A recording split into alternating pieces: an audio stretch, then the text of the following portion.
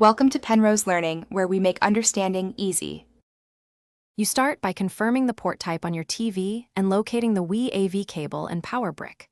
Plug the power adapter into the Wii and into the wall.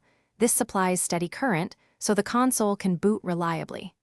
Next, identify the matching colored AV jacks on the TV and lay the Wii near the connections.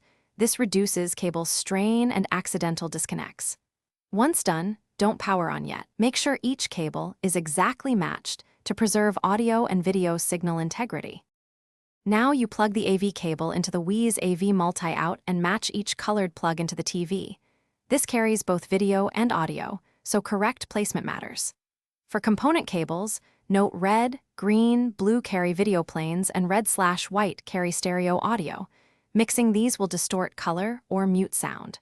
Once everything is seated, switch the TV to the chosen input. You should still keep the Wii off so you can confirm a clean connection before booting.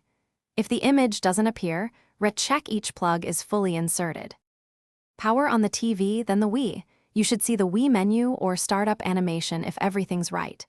If the picture looks stretched or shows black bars, change the TV aspect ratio to 4, 3, or 16:9. This corrects scaling.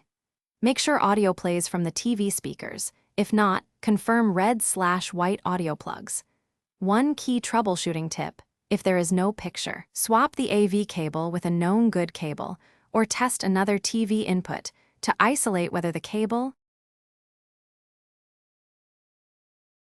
Thanks for watching. If this was helpful, leave a like and consider subscribing. See you next time.